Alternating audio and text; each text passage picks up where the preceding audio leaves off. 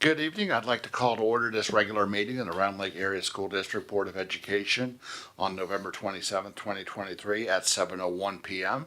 If I can get started first with a roll call, please. Mrs. Klingler? Here. Miss Lee? Here. Mr. Francisco? Here.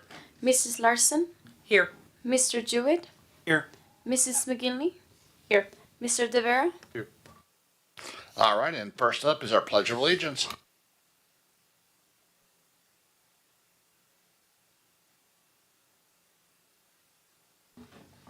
I pledge allegiance To the flag of the United States of America and to the republic for which it stands, one nation, under God, indivisible, with liberty and justice for all.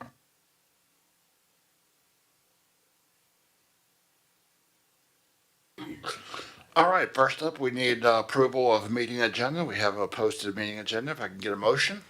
So moved. Second. Motion by Mr. Jewett, seconded by Ms. Lee. Roll call, please. Mr. De Vera? Yes. Mrs. McGinley? Yes. Mr. Jewett? Yes. Mrs. Larson? Yes. Mr. Francisco? Yes. Miss Lee? Yes. Mrs. Klingler? Yes. Motion carries. We have an approved agenda, and first up on that are special recognition and presentations, and it's our October Athletes of the Month.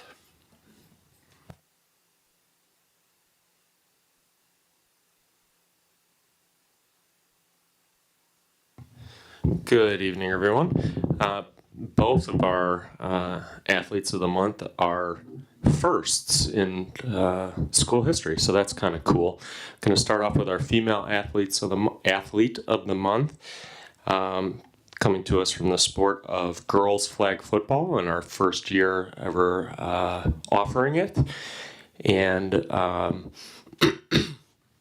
excuse me.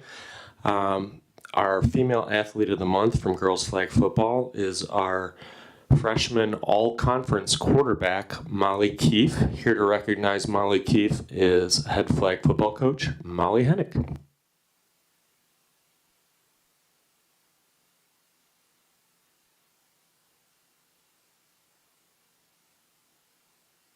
So originally Molly had no interest in playing flag football. Her soccer coach actually let me know how great of an arm she had because he was her teacher at McGee. So he passed along the message, and it didn't take too much convincing to get her to come out to play. But we had our home that back to school bash here, and we had two quarterbacks that went that night. And both played against each other, and I didn't know who was going to play the following morning when we went to the Inglewood showcase where we had like our first actual scrimmages against other schools. And Molly was really nervous about it, so I decided that even though I knew she was going to start the next day, I didn't tell her till about an hour before the game started, which worked perfectly because she wasn't nervous about it the whole bus ride. She wasn't working herself up. And she earned herself the starting position that day. So she came out and just really impressed everyone with how well she could handle the pressure as a freshman playing the sport for the first time, that she entered high school not thinking she was going to play. And so she really became an unspoken leader for us as the season went on. As a freshman, that's really difficult to do. And so it wasn't necessarily her words all the time, but just the way that she carried herself at practice, how much she always came to practice, even if she was tired from a volleyball practice, which she had right before that. So she was another one of our double sport athletes as well. And with that, in the month of October, she actually led us to average 17 offensive points, which were a big part of her passes and the completions that our team had. She then also won all conference, as Mr. Karolzak said, which was awesome, especially as a freshman, to set that tone for herself and continue now falling in love with the sport. And I'm pretty sure she's playing next year again. So it's pretty cool to see someone who went from like not playing a sport at all to making all conference by the end of their freshman year. And I think she's also really thankful, as I am, that like she's had this opportunity to have flag football. And I think it's really kind of opened the door for some of these girls that didn't necessarily know the sport was there before that. So I'm really proud of her, and I look forward to seeing her in the next 3 years and what she can accomplish, because she's already set the bar pretty high for herself.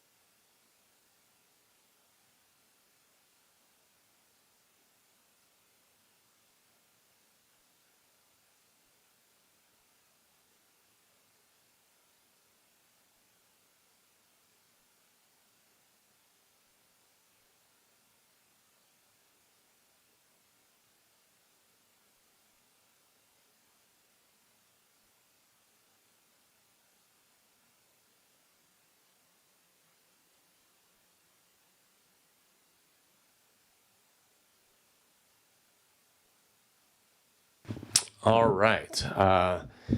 As you may be aware, our boys soccer team had a pretty successful season this year. The most successful season in school history, actually.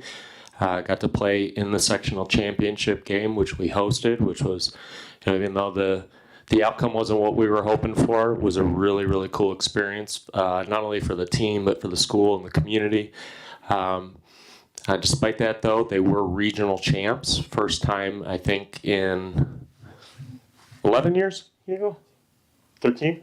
First time in 13 years. So that was a huge accomplishment as well. And won the NLCC conference for the third year in a row. All of those accomplishments happened in the month of October. And so our male athletes of the month are the varsity boys soccer team. Here to present them, Coach Hugo Telez. Get up here, guys. If we got players here, come on up.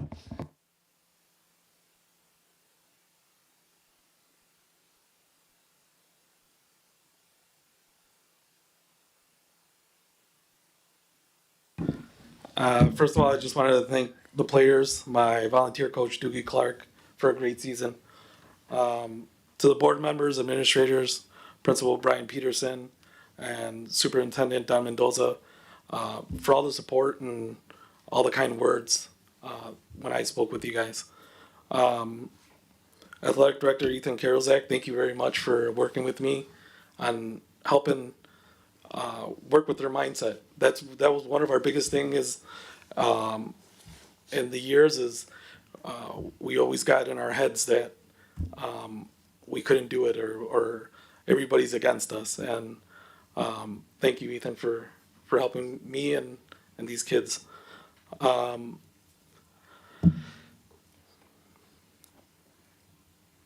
of the toughest things that we failed at one thing. We didn't win conference all right by ourselves.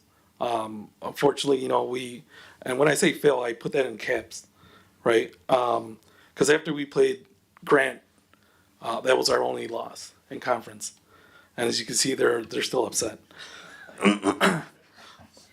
But after that game, that was towards the end of our season. But again, fail in all caps, that's our first attempt in learning, right? So they learned from that game. And again, we go back to the mindset that they didn't care, right? It was all or nothing, right? So, the game is won in 80 minutes, and that's what these guys had in their head. It's not where we walk in and we win the games. It all started into, practice. They would push each other to be better. The starters would push the guys that would come in off the bench. They would push them, and they made each other better, right? So it went back and forth. And with a great season with 16-6-1 record, going into sectional final in over 13 years, that was the last time we went into a sectional final was 13 years also. Winning conference, it's actually our fourth in a row. 4 in a row, yeah. Sorry. 1 year off. Winning regional, that's the second time in 13 years. Taking second place in the New Trier tournament, which was really nice. Actually, the final was New Trier against Lions, in which New Trier won. We lost to New Trier 3-1. We played Lions. That was our second game. We lost to them 2-1. Great game. But we were there, right? Just ending with the season, we had 7 all-conference, 3 all-area, 1 co-captain all-area, 3 all-area honorable mention, 2 all-sectional, and 1 all-state. And then from the Chicago Tribune, we had 3 Chicago Tribune and 3 all-honor, in which it was spread out along these guys. And when I say that, it's because they all earned it. Whether, it's 11 that play on the field, but we play 22, everybody that's on that field. And we had about 17 seniors, which were within the varsity and JV, and that's pretty much almost every year. About 10 to 15 seniors that we graduate every year, and we're coming back. We have 2 this year, and our goal next year is to have 3, 4, 5 of those right there. One that says regional, one that says super sectional, and state champions. And I present you guys the boys soccer team.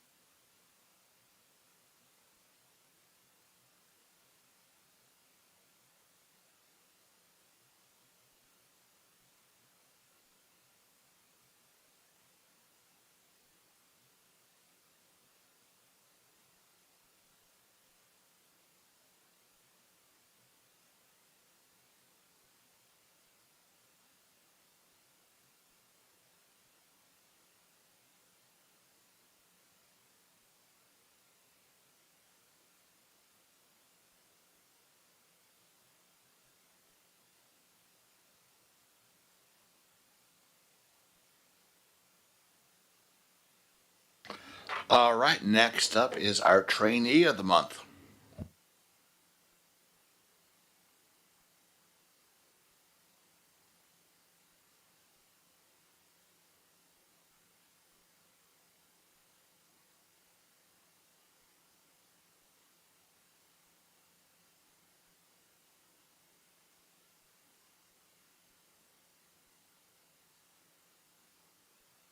All right, everybody, welcome. Thank you for being here. Big crowd tonight. It's all great. So I'm gonna talk about our trainee of the month. It will be Rogelio Gomez. The student, he's working currently at with Organic Life at McGee and has had nothing but great compliments coming his way. Works efficiently, always on task, and is a leader among his peers. Works well with. How you doing, bud? Good. All right. Awesome. Works well with his peers and his job coach, and does a great job adapting to new tasks. So tonight I want to honor Rogelio.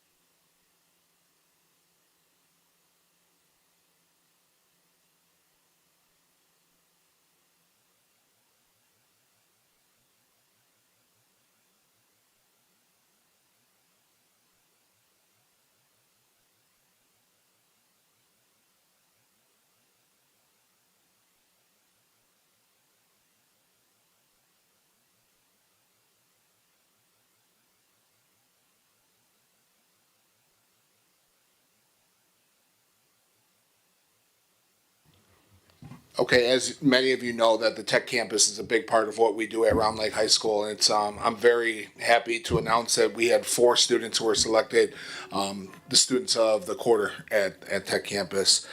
So what this award is for, it's the criteria for selecting students include academic achievements, good attendance, demonstration of variable employable traits, including and possessing a positive work ethic, attitude, active participation in the program activities, and involvement in tech campus extracurricular activities. So when I call your name, can you guys please come up front here? So first off, Rosalinda Landa Verde. And she was student of the quarter for CNA program, certified nursing assistant. Miriam Para, Culinary Arts 1. Grethel Morales Sedano, Early Education and Teaching 1.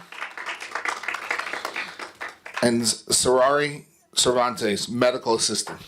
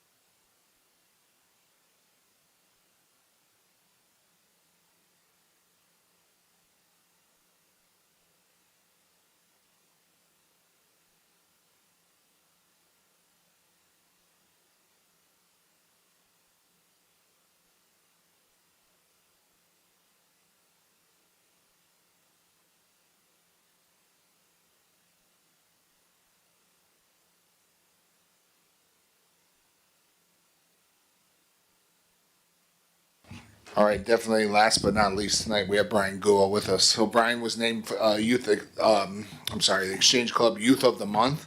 So currently Brian holds a 4.6 GPA and already has obtained enough credits to graduate high school. He has all honor classes and AP classes for the duration of his high school experience, has been in band for 4 years, and has held the position of drum major and participates in multiple clubs as well. He applied for and was accepted into the summer pre-college program at Carnegie Mellon University and a semester online course at MIT. We talk about this award as also being part of supporting his community. So his family owns a Hong Kong restaurant right across the street from the high school here. During the pandemic, what he did is he helped his parents convert that restaurant to online ordering system, which currently, if I'm not mistaken, help me out here, is about 30% of their total business at this point. So they've seen that, and then he also during that time went out and then supported other local restaurants and businesses with setting up all their online ordering as well. So without further ado, it brings me a lot of pleasure to introduce Brian.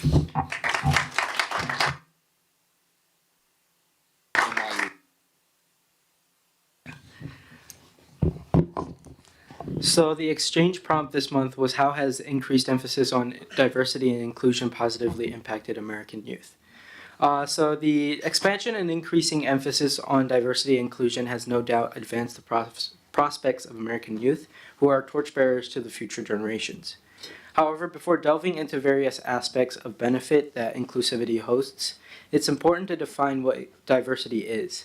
Contrary to mass corporate belief that plastering rainbow flags in ads during Pride Month and declaring Black Lives Matter during times of inequity equates to increasing diversity, equity extends beyond mere recognition of these marginalized communities.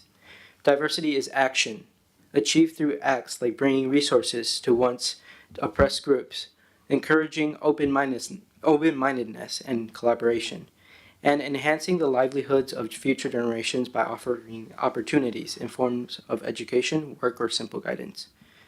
Knowing this, the question of why is diversity important arises.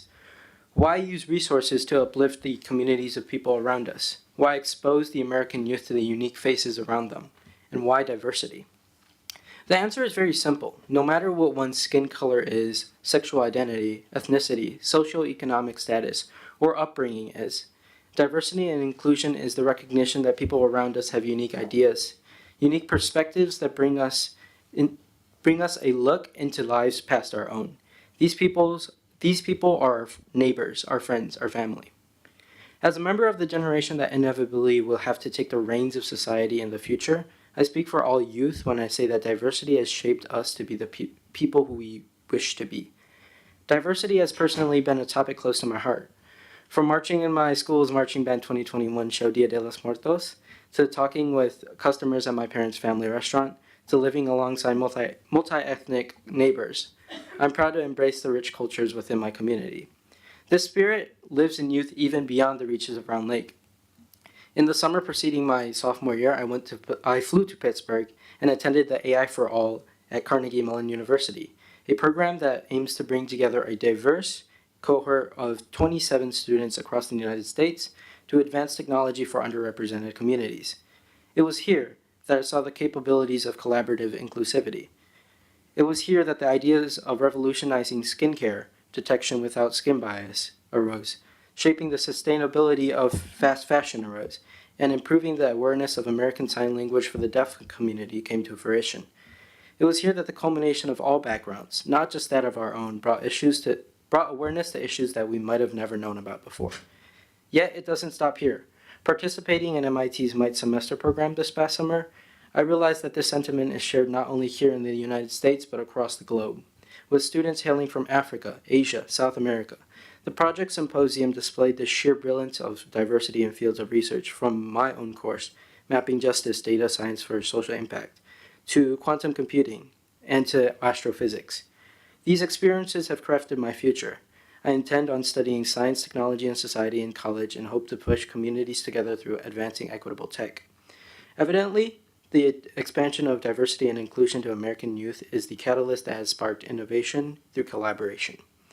While the foundation of America is built on the hard work and tenacity of all identities, it is important for diversity and inclusion to live generations beyond those of our own. The American dream is that of one community, not one community, but one of all. Of course, awareness is not merely enough. It is not enough to only acknowledge the criticality of inclusivity without proper action.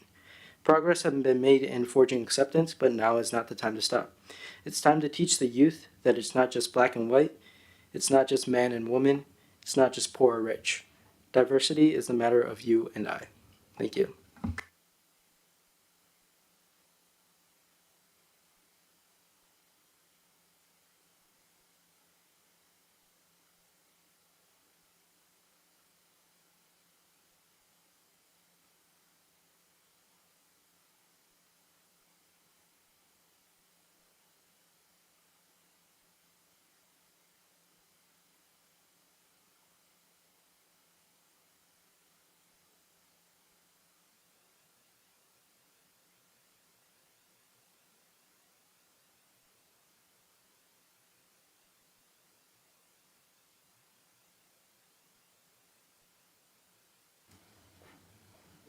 All right, first up on communications to the board is the Fall 2023 Student Achievement Data Presentation.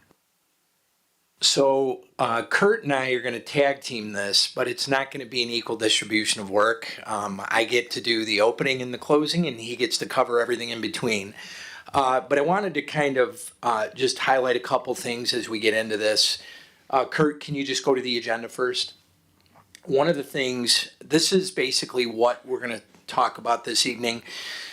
I would like to get feedback from the board at the end of the presentation, because we have in the next slide, you're going to see kind of we put in here is something we'd like to do. With our cadence every year, we come to you in the fall and go through a 50 slide deck with a lot of information. We will continue to bring student achievement information to you, but what we'd like to do is break it up into smaller chunks. We'd actually like to get more in the weeds, but we'd like to break out the presentations over the course of the year in a more timely manner. So for example, we'd like to do one when the school report card immediately gets released.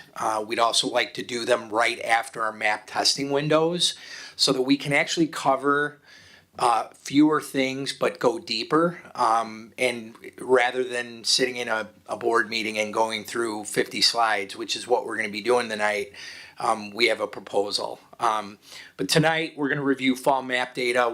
You're going to be able to see some cohort information, school report card data and ELA and math with IAR.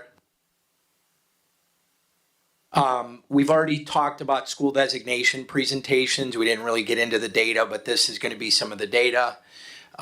We'll review some high school indicators, the ones that you're used to seeing: SAT, ninth grade on track, and graduation rate. We are going to be talking about attendance and then, frankly, future presentations. Kurt, next slide. What you are going to see tonight is the correlation between the IAR assessment and MAP. Just as a gentle reminder, we are moving away from MAP, so this will be the last. I think we'll do a couple of MAP presentations in the spring after we do the test. Dr. Rowling can talk about why we're moving away from MAP. And you're going to see information on the IAR in reading and math, and then again, high school graduation rate. Later on in the school year, we'd actually like to break some of the data down by subgroup. I think if you remember, one of the major areas that we need to address is special education performance. And then kind of in line with what you're going to eventually hear, there are going to be college and career indicators that we're going to start reporting to the board on. So really, we're actually going to be covering more data over the course of the year, but we want to break it down into smaller sections.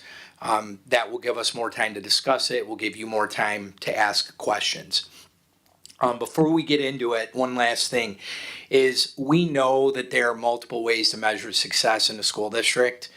I don't love the IAR assessment, and I don't love that test, but in the end, that's the one we have, and we have to live in this accountability system.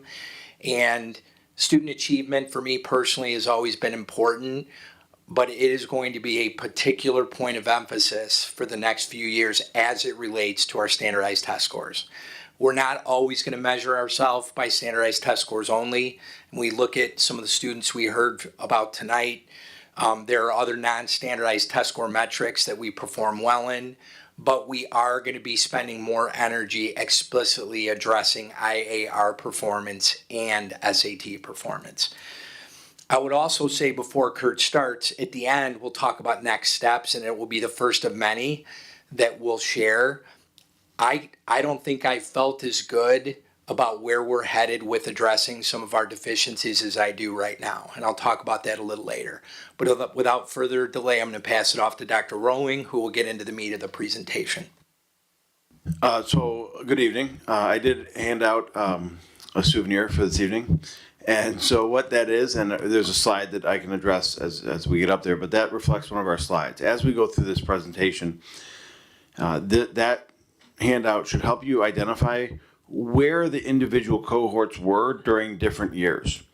The orange year is obviously the year where we lost our spring due to COVID, and then the red year is the year where we were remote for a large chunk of that year. So as we go through, I always find it's hard to remember where the different cohorts were because I'm trying to block out COVID and it's all kind of a blur, but that should help you with that. I also want to call out specifically our data specialist, Eileen Erzman, who did an amazing job of helping me put this together.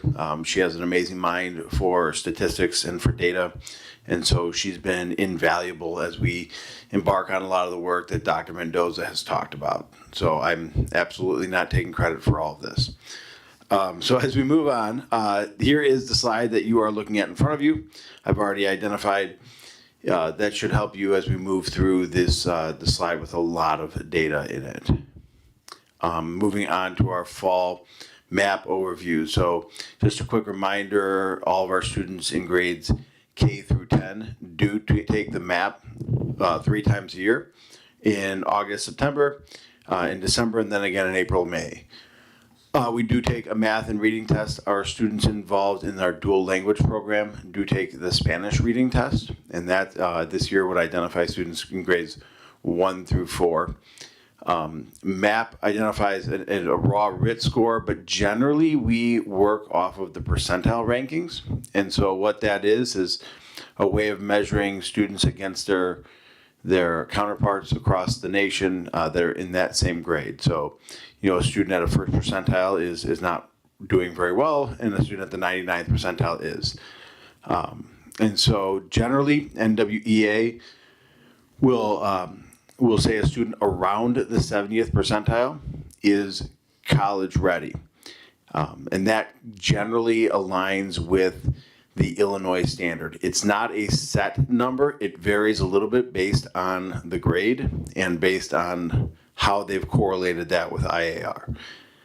But moving forward, we can see here is our NWEA MAP reading, and what you're seeing there is a graph that identifies the number of students. At the top, those are the number of students that fall in both the 50th and the 70th percentile, and then that number underneath would be those students that fall between 50 and 70. Just to help you visualize, you can see generally we're fairly consistent. We do well as the students move into 9th grade. Just to be clear, the 10th grade there's not a lot of people around the country that take that, so there's not as much reliability in that number.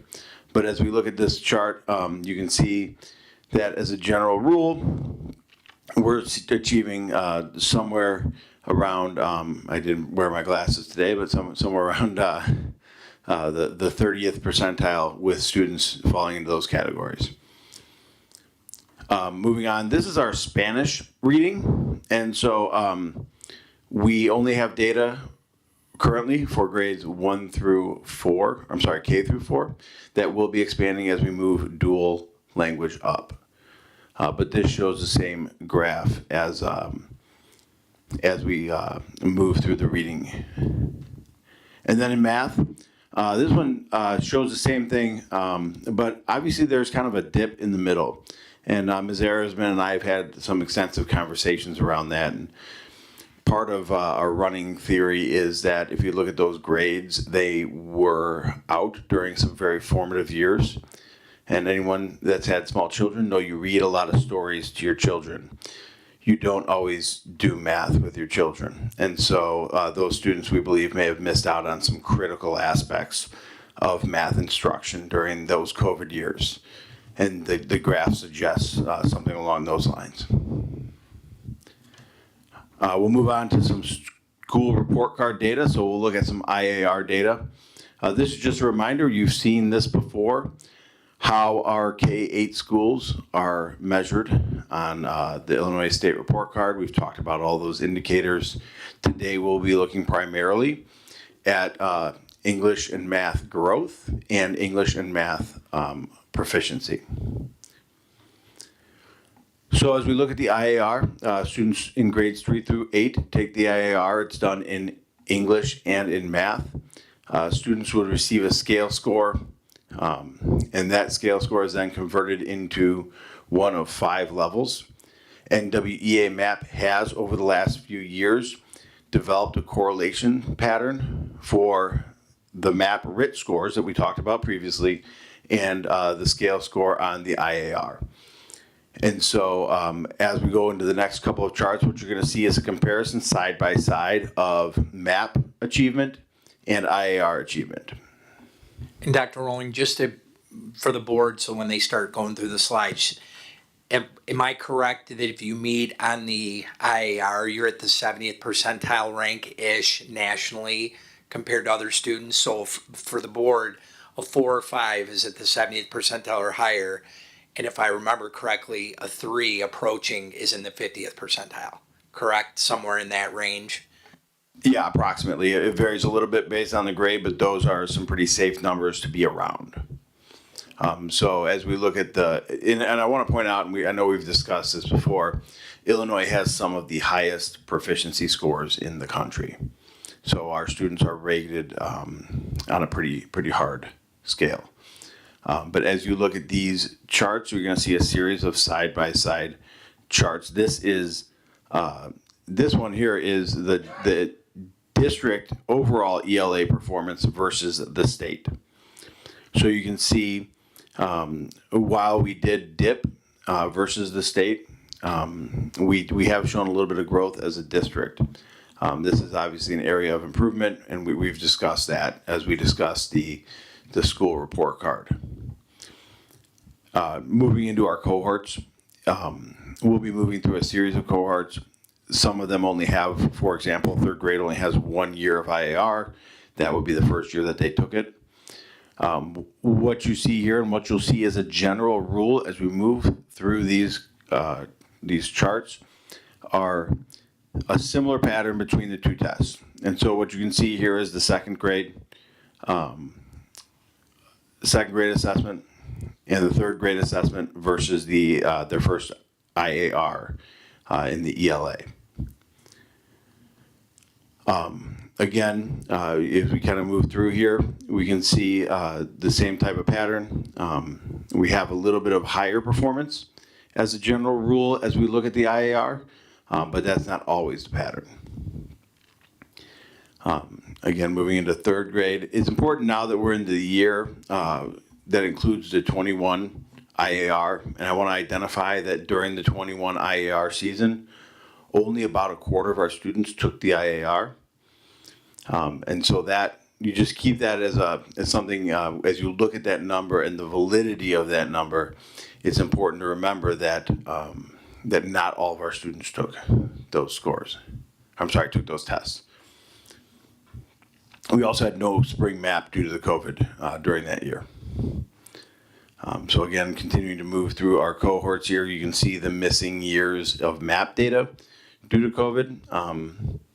And again, just keep in mind that IAR, as a general rule, we are showing some struggles as we move into this. But as we move into 7th and 8th grade, you will see some consistent improvement on performance on the IAR.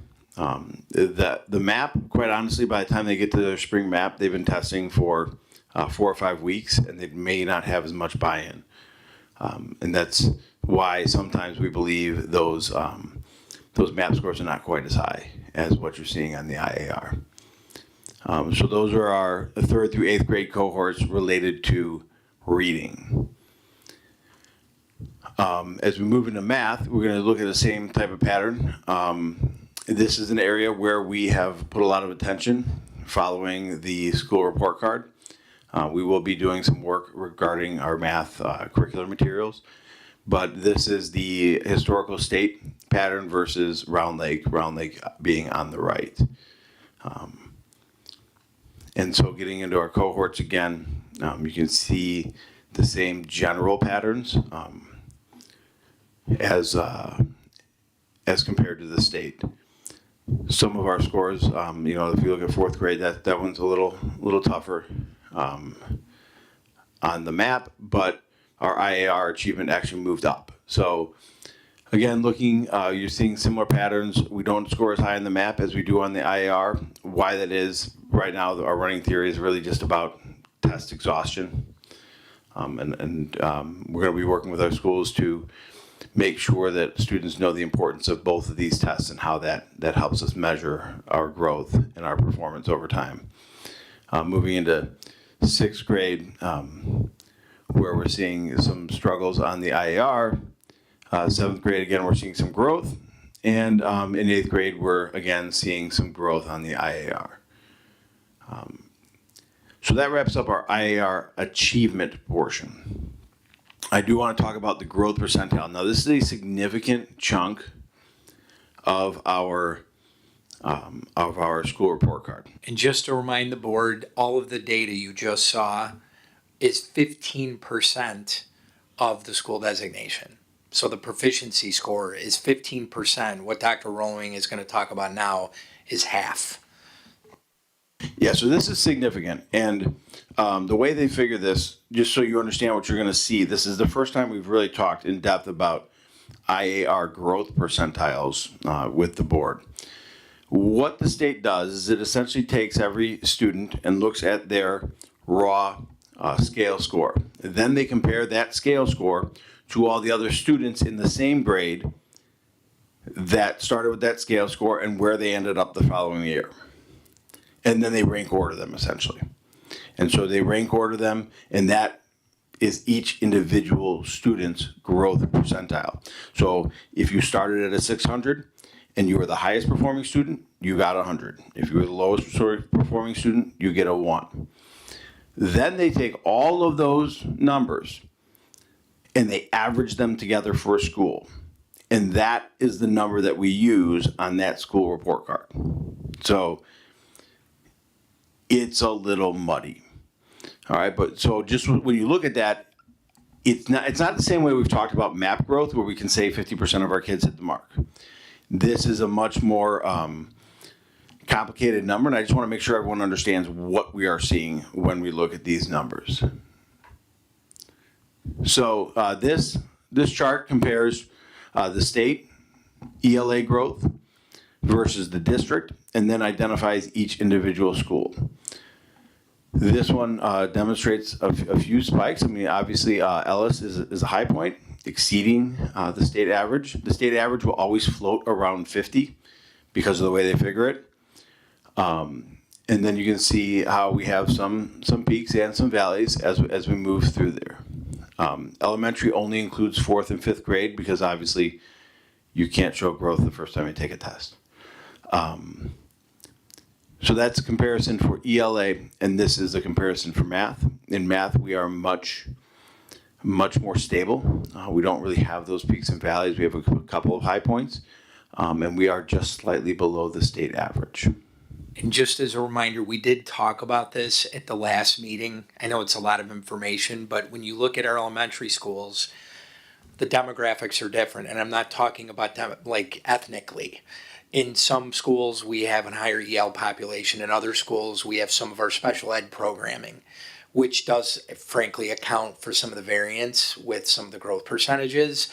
But that's why, you know, frankly, if the board supports it, which I hope you do, in the future, we'll actually spend time breaking that down for you into less information, fewer slides, but covering it deeper. So. All right, so those two charts represent 50% of our school report cards. Moving on to the science proficiency. Now, this is the first year where we had to actually demonstrate proficiency on the science exam. Previously, it has just been participation rate. So the science exam is given to just, I'm going to mess this up, so I'm just going to jump to the next one. But it is 5th, 8th, and 11th graders. And so this isn't something that we do with every grade every year. This is something that we schedule with just those grades. And you can see here how we've performed, generally a little bit better than we have in ELA and math. And I keep going back to the designations, just so you make the connection. Science proficiency is 5% of the school designation. So we just covered 50%. Then you had the proficiency, which is 15. There's 65. Now you have the science is 70. Up into attendance for elementary is 20. So there's 90. So just keep going back to the designation scores with those index scores. Thanks, Kurt. And again, we don't have historical reference on this because we have not really been measured on proficiency. We're going to move on to a couple of high school metrics. So it just reminds us the way that the high schools are measured is slightly different, but we have ELA proficiency on the SAT and math, both representing 15% total, 7.5% each. But the big hitter here is the graduation rate, which we will talk about a little bit, because that number is not always as clean as we'd like it to be. So as we look at the math and ELA proficiency. It's taken for juniors, and they receive a scale score of 2 to 800 for each subject. The standard levels for SAT are included there. So those are the numbers that we are judged by. I'm going to remind everybody, the next slide demonstrates how Illinois standard is different than College Board themselves. So College Board, the company that creates the test that tests millions of students worldwide every year, it says that a 480 for ELA is college and career ready. And generally, of all the students that take that test, about 59% of students land in that college and career ready. Illinois uses the mark of 540, and so you can see that there's about a 21 percentage point difference between the number of students, and these are all students taking the test, that achieve at those levels. The differential between math between Illinois and the College Board is not as big. 530 is considered College Board ready, and 540 is considered Illinois ready. But just again, providing that context. As we look at our students, it's important to remember this is not cohort data. These represent individual classes of juniors and their performance. So what we saw previously with IAR and MAP demonstrated one group as they moved through their time. We don't have that data.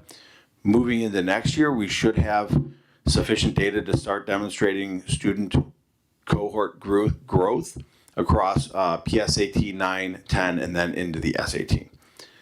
But as we look at 2023, we have about 2.7% of our students are exceeding, and a little over 10% are meeting. We do have a lot of students in that approaching phase. So many of those scores would get close to the College Board mark. As we look at math, it's a little tougher. Those math scores are a little harder, but we have about a little over 0.5% that are exceeding, and just under 8% that are meeting. Our approaching scores are about 21%. So just giving you some reference there. And you can see that we've held pretty steady since the pandemic. Ninth grade on track. And this demonstrates 8.33% of our school evaluation. This demonstrates that a student is on track, has had 5 full year course credits, and they have no more than 1 semester F in a core course. And so that equation, we report all that to the state. You can see here our trend. Obviously, the class of 21 had a struggle. They had a really rough year. But since then, we have seen improvement. Mr. Peterson and his team here have made a really strong effort into addressing not just freshmen on track, but on track in general. If you walk to school, you will see a lot of signs that tell students where they're supposed to be. So we're seeing a return to those numbers that we've seen in the past. Graduation rate is 50%, so this is the big hitter. And when we start talking about graduation rate, you can see Ms. Erisman was nice enough to include the math equation on the bottom. But essentially, we're not just, when we think about graduation rate, at least me, how many kids crossed the line, right? We were all there on Saturday. We had a beautiful day this year. We had a lot of kids crossing the line, shaking hands. But the state values it a little bit different. They look at a 4-year, 5-year, and 6-year graduation rate. It's also important to note that in order to get all of the possible points on the Illinois State Report Card, a school has to score a 93 or better. So the state recognizes that based on this model, you really can't get 100%. And the reason you can't get 100%, outside of the fact that sometimes we're left holding the bag, we have a student that may move in for a little while, they may not be on track to graduate, they may move out, and they never resurface. They never end up at another school. We're left holding the bag for that student. Additionally, we have a number of students that attend our transition center. In fact, we had one here today getting an award. Those students stay with us until the end of their school year after they turn 22. Right? I think the work that we do with those students is amazing. We prepare them for a life of work, prepared for that workforce, but they stay with us for more than 6 years. And so we have to understand that when we look at this number, 100% is really not feasible. However, I would say most of the kids that start with us finish with us and are ready to go on to the next portion of their life. But as you see, our current rate is 88%, and that's this year's composite. So looking at the 4 and 5 and 6 year graduation rates across time, this demonstrates the 4-year graduation rate for the 2019-2020 freshman cohort. That was last year. So this chart just shows the 4-year graduation rate. If we look at the class of 22, you would see that they have now the 4th and 5-year graduation rate. And so we pick up a few students that graduate during that year. And then the following year, this is one where we have all 3 graduation rates side by side. So that I just want to give you guys that visual of how that we get to that 88% number, which may be different than if you just divide the number of kids across the line versus the number of kids that were seniors in our school. And then moving into chronic absenteeism, we've talked about this. This does represent 20% of the score for our K-8 schools and 10% for our high school students. A student is chronically absent that has missed 10% or more of the school year. This represents over time a comparison of Round Lake versus the state. And so you can see that our number has been, this is a golf number, by the way, lower is better. We've been historically a little bit higher than the state for most of the time, with the exception of that one COVID year. So, I don't know if Dr. Mendoza wants to take the next portion or. Yeah, just a couple things. I'm going to make sure I cover everything I need to. I feel very confident about what's coming next. A couple of things that we will be talking about in more detail. When our kids aren't performing, there's 3 primary reasons. 1, they need to be in school. 2, the curriculum. 3, the quality of instruction. The third one is the most important, the quality of the teaching. We have a plan in place to address all 3 of those. We've already started engaging and working and implementing different strategies for the chronic absenteeism. And by the way, that is harder at the high school. When I talk to even different districts in the conference, I don't think I've talked to a high school that has a chronic absentee rate less than 30%, 25 to 30. Ms. Larson, you probably can speak to that at Antioch. So I will be coming back in December, only focused on attendance between now and the rest of the year to give you actionable strategies. We're just not going to keep doing the same things that aren't working. The other thing that we're going to be doing is moving away from the MAP assessment. We don't feel like that is, frankly, the information we get out of that does give us performance levels of kids, but it doesn't help us. It doesn't help inform how to respond to how the kids are doing in specific targeted areas. And we'll be talking to you more about that in detail. The only one person that I believe was on the board when I talk about the last time we did this is Miss McGinley. We're actually going to be doing curriculum adoptions, primarily for K-5. I want to talk about that a little bit. You're going to hear more later, but this is all pending board approval. So I just want you all to know that we don't make any assumptions. We'll build budget assumptions for it. But one of the things we are going to be doing is looking at math, ELA, and Spanish language arts for the elementary level for next year. And in order to simplify it, the reason we're doing it is we're not decreasing rigor. So we're going to have high expectations, but we're trying to listen to what our teachers are telling us. We need to simplify what we're asking them to do.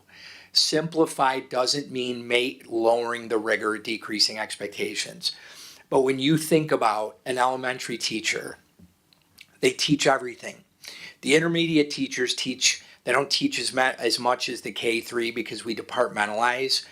But generally speaking, all of our elementary teachers are asked to be experts and teach more subjects than any teachers at the secondary level, most of the time. If you remember what our teachers told us in our survey, right? The climate culture survey, work-life balance, workload. So when you think of, it's going to sound a little odd, but we want to give teachers choice.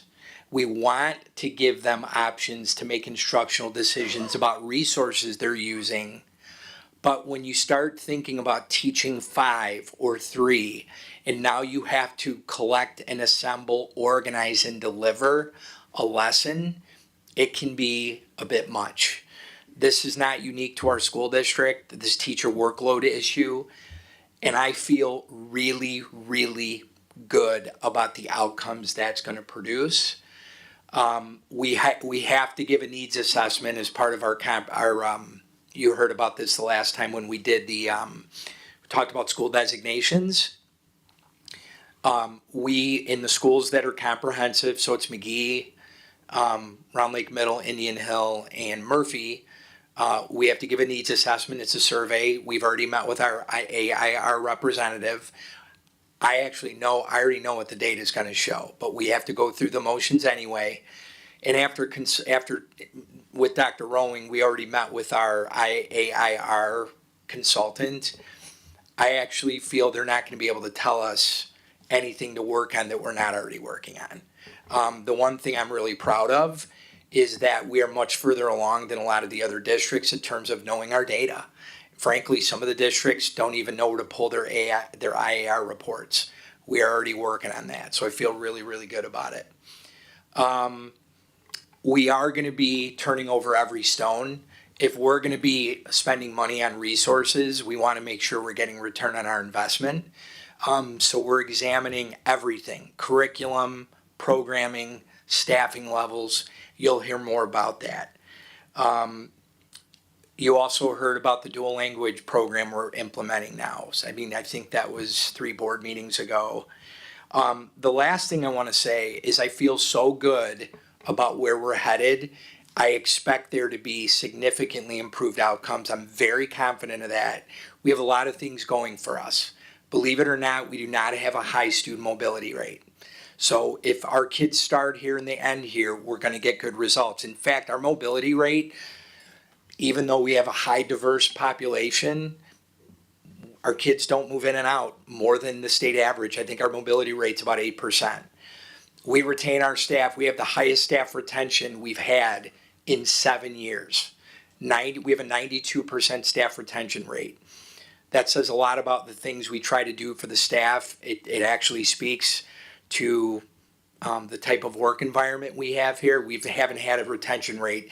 That retention is important for continuity of instruction. And this is a credit to the board. Out of 48 LUDA school districts, our average starting, middle, and end salaries out of 48, average-wise, is 16. So we compensate our teachers well, and we need to do that because it's a buyer's market right now. We also have continuity in leadership. We don't have turnover on the board. I'm personally thankful for that, but if you also look at our leadership team, we have people that stay. Typically, if they leave, they've gotten a promotion. Can't do much about that. I hate when we lose good people, but if we're doing the right things by our leadership team, they are going to get those promotions. We have continuity with the early leadership. We view it as a partnership. The last thing, which is the most important thing, I feel really good about the level of expertise we have on the team, and frankly, we have the will to do it. So I'm actually, I don't think I've been this, I don't know how fun I've been to work with the last 6 weeks since we got the school designations. You can talk to the team about that, but I feel really, really good about where we're headed and that we have the right people, and more importantly, we know what to do. So that's a lot of information, but I'm going to turn it over to you to ask questions of Dr. Rowling, me, Dr. Steffen, or anybody else on the team. And I also need your feedback about chunking the data presentations, if you wouldn't mind.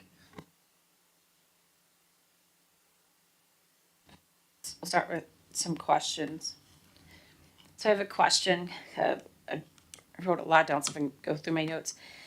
You talk about test exhaustion. Yeah, I'm freezing. It's so cold in here. Test exhaustion with our students, which is something we could kind of address, or hopefully put some measures in place to help our students and our families with the test exhaustion. I know you talked, Dr. Mendoza, moving away from MAP, but how well at least I kind of recall, like we used to, and I don't know if I've just not noticed it lately, but we used to talk to our parents and the students about kind of prepping. We also made sure they had like snacks and stuff before these big tests. Are we still doing that? I think it's been a little more building based over the last few years. We have met with the principals and discussed how are we going to, especially on the IAR, right? MAP and eventually ready. That's internal data points. That's not reported outside. I mean, it's reported here, but it's not part. But we are going to be doing some more unified and concerted efforts to make sure parents know when we're testing, how to prepare their students, making sure the buildings are setting up the right environment, and trying to make like Dr. Mendoza said, we're turning over every stone. So we'll be working with the principals to bring those things more in alignment for this coming year. And exposure. So IAR, SAT type questions. I mean, Brian Peterson's in the audience, but one of the things we're reinstituting, I've already approved it. We're doing an SAT prep option this year.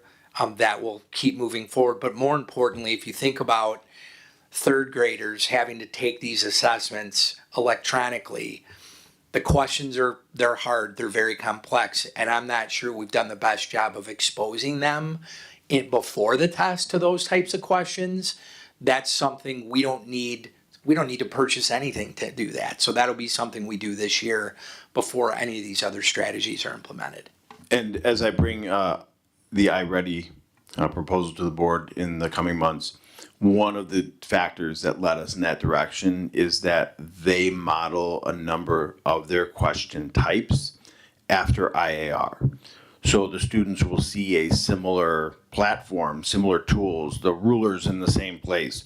Those types of things do help our students as they become more and more comfortable with that test environment. So that was one of the factors that drew us in that direction. Okay, I mean, definitely that exposure to the students, but I think also letting the parents and the kids know the importance of the test. And, you know, just as much as we want our kids to show up every day, sometimes maybe there's something else going on at home and they didn't get to bed early enough and they're showing up exhausted or hungry to those tests. And that is a factor in doing those tests. I mean, like my kids were doing tests. I remember we, either come home with a note in their backpack or whatever, like, hey, this kind of test tomorrow. Please make sure your student gets to bed on time, has a good breakfast, that kind of stuff. I mean, that communication to the families and the student is imperative. Yeah, we'll be working with the communications team on making sure those things are happening too. And we can talk to Dr. Kibbins to make sure, I mean, I don't know if there's anything extra we can do, but when we start ramping up to the tests, is there anything extra we could do? Because we do have some of the testing windows are in the afternoon. So we try not to do a full day of testing, but there is a lot of testing. The other thing we can look at is this is something we could control locally, is how many windows of local assessments do we want to do? We have been doing 3, fall, winter, spring. If you think about it, you could have a student do a fall, winter, spring, then they also have to do the IAR or they have to do the access test. I mean, it is a lot. So maybe there's something we could look at locally to maybe reducing the testing fatigue. And we are looking at those things. I think, the first year with a new product, we want to try to be implement with as much fidelity as possible. But I think we want to continue to look at what Dr. Mendoza said, how often we're doing internal testing. We can't control some of it. Some of it we have some level of flexibility on.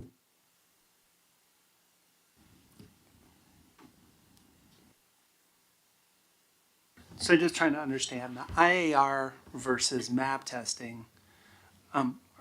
Is any of that required by the state? IAR is required by the state. MAP is what we call a local interim assessment. And so maybe the way to think about it is MAP gives us checkpoints throughout the year. Whereas, maybe I go and get my blood drawn a couple times a year to make sure, all the numbers are still in mostly the right place. But then once a year, I sit down with my doctor and we have a long talk about my health, right? That's the IAR. The IAR is that annual physical. MAP testing gives us opportunities throughout the year to see where students are in relation to where they should be.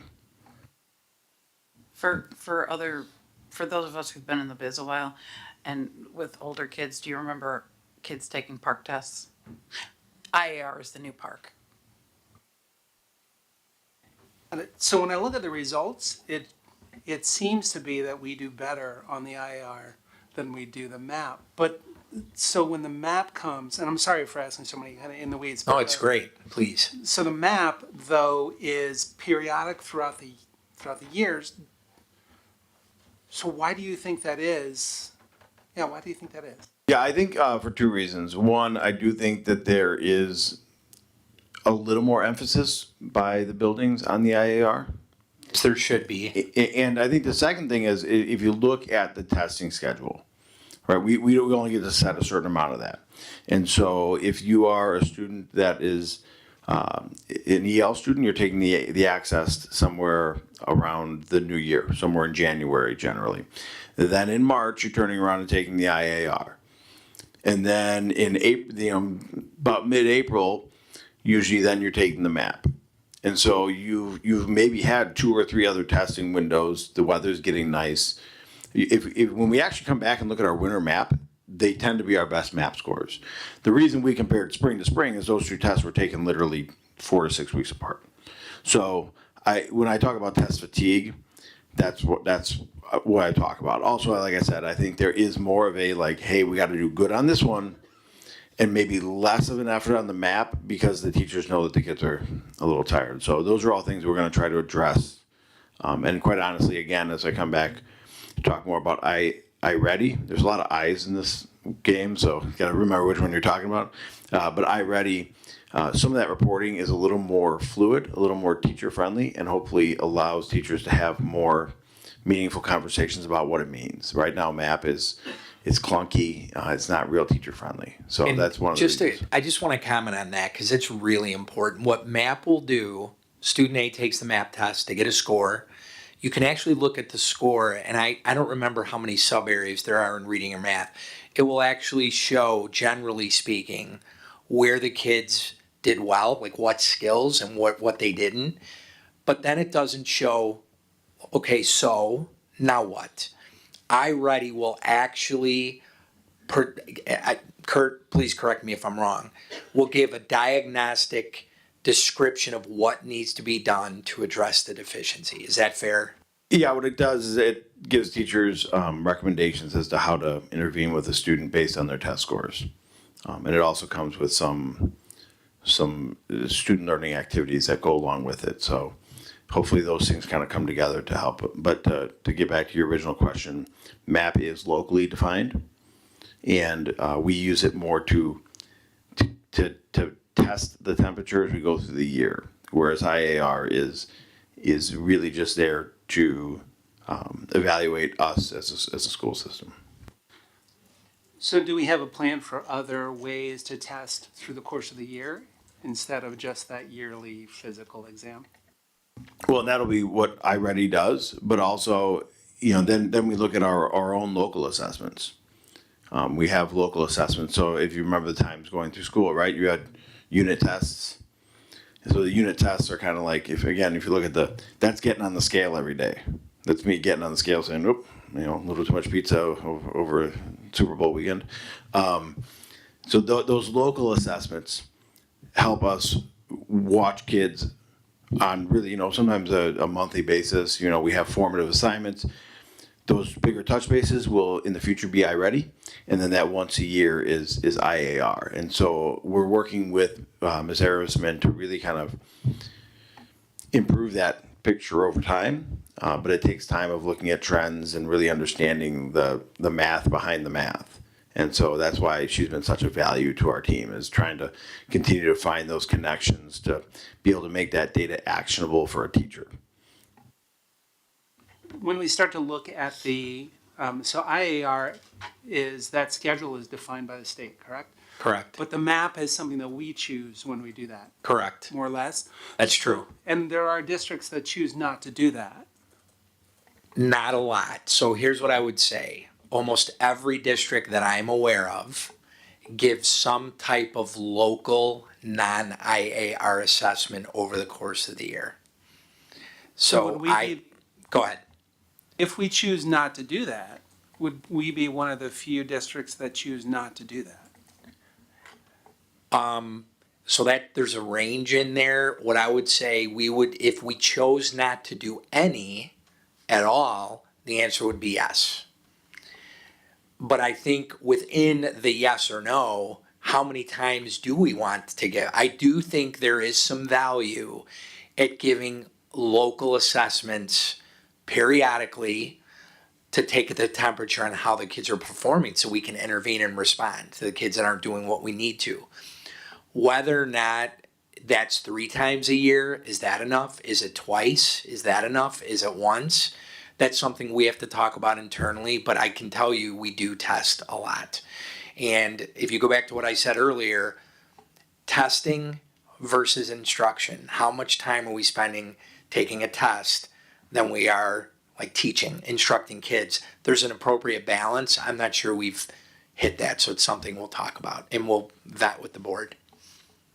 And as far as the idea of focusing on what do we need to do to address the issue and focusing more energy on that, I'm enthusiastically in support of that. And you had a second, and in terms of coming to report on a regular basis of smaller chunks so we can get a little bit more in the weeds, also 2 thumbs up, 10 out of 10, highly recommend. I just want to clarify too. We have some discretion as to when we would schedule a fall, spring, winter, spring window. Whether or not we do all 3 is absolutely our discretion.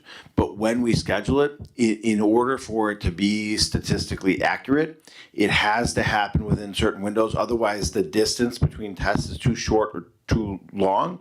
And then we can't compare our scores to nationwide scores, which is really part of the purpose there. So yes, we have some discretion, but I wanted to be clear, we can't like do it whenever we feel like it. Yeah, so if we do a fall map window, if we decide, we can say no, we're not doing it. But if we say yes, MAP will say, okay, then you have to do it within this 6-week window or whatever it is. Because they're comparing those scores with everybody in the country who's taking the same test. But they can't make us take it. If we decide yes, then it has to be during I don't know, you don't know it better than me, but there's a window in the fall, a window in the winter, and the window in the spring. And does MAP affect our school report card at all? None, 0. I want to jump in on one thing that Kurt has kind of hinted at and Don has as well. When it comes to the MAP assessment or IAR, any type of standardized assessment that will have national norms is definitely recommended when you're looking at intervening and thinking about like a multi-tiered system of support. You want to start with what they would call a universal screener, and MAP qualifies as that, or iReady, any kind of standardized assessment that helps us say who are the kids that are 10th percentile and below, or who are the kids that are 25th, so that we can think about intervening and intervention. And being on that like recommended cycle is super important, because intervention should always be about a 6 to 8 week cycle. So like Don said, we could do it in the fall, identify who those kids are, and then maybe we're only reassessing those students in the winter, or maybe we want to do all students to see if others come up. But we have to think through the impact of how much we're assessing students. But that's a key piece in why districts typically have some kind of internal standardized assessment that they use, because IAR is in March, we don't get data back, it just doesn't allow us to do that. That's actually, at the legislative level, LUDA, EdRed, we have tried to talk to the state about I can't say the IR is a bad test, but we don't get the data until way later, so it's not usable. So that's one of the reasons why, as Dr. Steffen has indicated, we do the local ones, is because they're getting a little bit better on it. But we actually tried to get the state to change, because that's the IAR, that is a big state contract. And I think they probably could do a little bit better, but they haven't changed it yet. That's part of the accountability system, so we're just gonna live within the parameters and address it, so. No, it's good. I have one more question regarding the chronic absenteeism. So obviously we've seen quite a spike post-COVID. When you, as like Scott mentioned, it'd be great to have this in greater, smaller chunks and deeper in the detail and the information. But question for now and later, will we see, or are you seeing with this chronic absenteeism that we're having greater in the high school, in the middle school, or elementary? Or I can tell you right now. Yeah, I can tell you. I kind of thought I know the answer. So the high school is over 40%. The elementaries range between 21 and 28, and the middle school's in the middle. Middle schools, they're between 32 and 36. You just have to remember, this metric means you're missing 10% of the school year for any reason, excused or unexcused. Good, bad, or indifferent. We've taken a different approach. We don't want kids coming to school. I mean, we tell kids to stay home if you're not feeling well.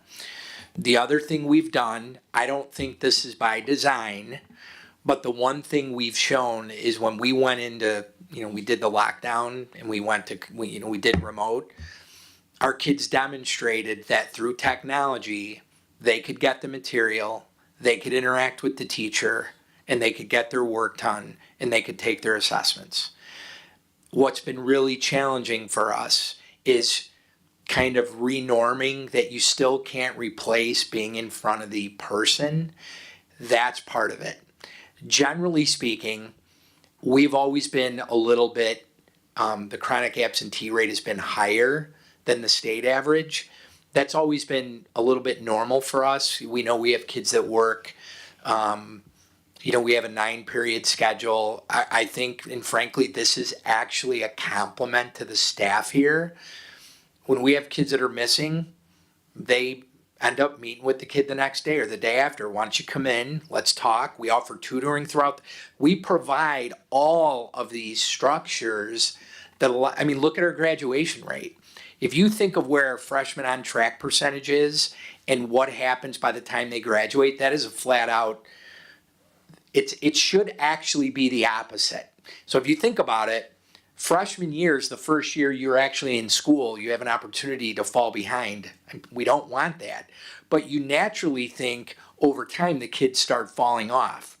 With us, our teachers, our counselors, our leadership team, they're chasing kids down, getting them to get their stuff in. And frankly, we provide so many supports, tutoring, counseling, credit recovery. We end up getting them done. So I think we have some ideas about how to kind of address that. The trend is better this year. We're seeing it better. But even at the elementary level, think about it. We're telling kids to stay home if they don't feel well. Well, those days count. 5 days, it's still 5 days. If you have COVID, you're home for 5. That's half right there. You're half chronically absent. No, you're about a quarter because it's 17 is the magic number. The good news is you can actually shape that during the year. You could have kids percentage-wise that are chronically absent. You have, let's say, 90 days of school and they've missed 10 days. Well, if they only miss 5 more the rest of the year, they're not chronically absent anymore. That's one of the few, we actually have control of that during the year, but there are some things we need to do in terms of teacher contact with parents. If you look at any of the research, one of the biggest things that has an impact on chronic absenteeism is making personal contact with the parent and letting them know that the teacher misses their child. But doesn't that sound a little simple? It matters. I'm not blaming anybody. It's not about that, but I don't know how good a job of we're doing making sure that at certain benchmarks we're making personal calls. We also know the teacher, it matters more to the parent that it's the teacher than the school secretary. Most of the time. Some school secretaries know all the parents, right? So they good relationship. So there's some things we can do there. I think there's low hanging fruit. And if you think of the fact that that alone at the elementary and middle level is 20% of the overall index rating, we could make a 30% improvement in our chronic absenteeism rate, and we probably hit commendable in some of our schools. If we don't change anything else. So we have some opportunity there. That was probably much longer than you expected. But the high school is over 40. It's like 42. The middle are between, if my memory's correct, 31 and 34. The elementaries range between 21 and 27. Now, because you answered the question, like, how do we address it? So, I want to point out too, working in a high school since COVID, mental health is a huge issue, and any of those days or any of our kids that go to the hospital, all those days count against our attendance count. And by law, we haven't even talked about it at the board table, by law, students get up to 5 mental health days off per year, like in Illinois. So I think we're on the second year of that.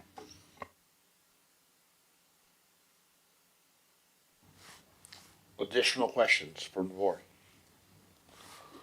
What about, can I get feedback from the rest of the board about chunking the data into smaller? I think I I said, think, yeah. I think everybody is in.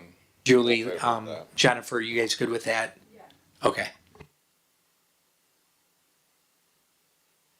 All right, hearing nothing more on that, then we will now move to the review and of the strategic plan monthly update, November 2023. Again, thank you as always for the good color coding.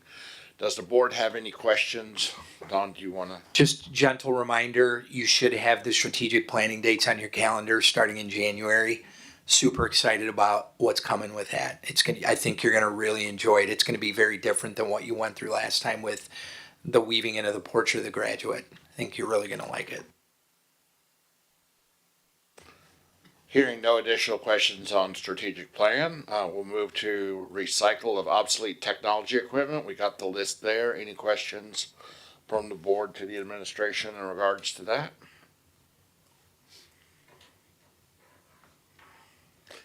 Hearing none, next up we'll go to disposal of materials, aka what is Kurt throwing away this year? Questions? That's TV. All right, hearing nothing on disposal of materials, then we'll go to review of the FOIA report. Any questions from the FOIA report that was listed and put in the package? Hearing none there, we'll go now to review of contracts under 1,000. Looks like we had one. Any questions in regards to that for the admin? All right, hearing none on that. Next up, we will go to public comment. As always, members of the public may participate in public comment during regular board meetings by attending in person or by submitting an electronic public comment form. Please note that speakers are limited to 3 minutes. Electronic public comments will be accepted up until noon on the day of the regularly scheduled meeting. Public commenter will be contacted to confirm identity, and once confirmed, the electronic public comment will be provided to all board members in a written form. A link to the electronic public comment form is online. We did not have any electronic public comment. Does not appear we have any public left, but is there any public comment? Hearing none there, we will now transition to Dr. Mendoza and the superintendent's report. Plans are in place to relocate our business office and communication teams from the Administrative Service Center to Old National Bank location. This move will take place between December 13th and 18th. The operations team has done a tremendous job in preparing the new space with new lighting, paint, carpet, and base cove. I'd like to thank the tech team for the extra effort they've put in for preparing data, which has been no small job in planning them with Comcast. Once the spaces are completed, we will arrange for the board to tour the new space. I'd like to thank and congratulate the following individuals as they represented the district at the recent III conference during the carousel sessions. Dan Kozik, Kim Smith, Kurt Rowling, and Mary Lamping. Project management drives results. Liz Damp and Lisa Steffen responding to staff turnover with guaranteed PD systems. Thank you all for putting in the planning time to share system used at District 116 that will certainly provide insight into improving programs at other school districts across the state. I also want to apologize to Dan, Kim, Kurt, Mary, Liz, and Lisa and the board. I literally walked into the conference thinking you all knew about this and you didn't. They actually had their carousels approved in April of last year, and I vividly remember saying we weren't going to let you know then because you would have probably forgotten by now. So that is on me. I'll take that one. That will not happen again. Just know that you may be getting out with invites like 5 months in advance. We'll put it on your calendar. So very, very talented team. They always do a great job when they present. I think the 2 weeks before III, we talked about it at cabinet, and I literally thought everybody knew about it. So I scoured the superintendent's report and the weeklies and wasn't in there. So I apologize to the board on that one. Thank you to all who were able to attend the groundbreaking ceremony at the Early Education Center. We look forward to the true groundbreaking later this week or early next. We are also excited to open the expanded and renovated spaces to children next fall. That concludes the superintendent's report. Thank you, Dr. Mendoza. Any questions in regards to the superintendent's report? Hearing none, we'll move on to the Finance Committee update. Thank you. Yes, the Finance Committee met earlier today, prior to this meeting, earlier. We had a few things on the agenda. We have the Elevation Platform contract.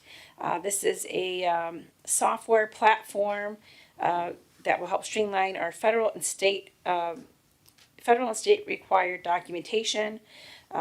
This will be funded out of grant money. Right now, this is currently a contract that will take us for the remaining of the school year from January 1st through August 31st of the 23-24 school year. It is at a cost of $32,706.87. And again, that'll cover the rest of the school year. That'll come to the board for consideration December 4th meeting. Next, we had a School Links contract. This is for our 6th to 12th grade students. Again, this is a post-secondary workforce readiness Act, which is the PRW. And again, this is a framework designed to invest in systems to support students for making informed decisions about their post-secondary plans. This is a 4.5-year contract.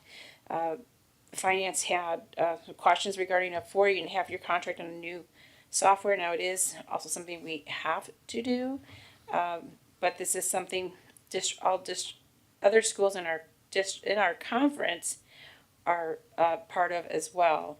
This does have a cost based on per student. We will report our student count to the year prior so that we're only charged for those students.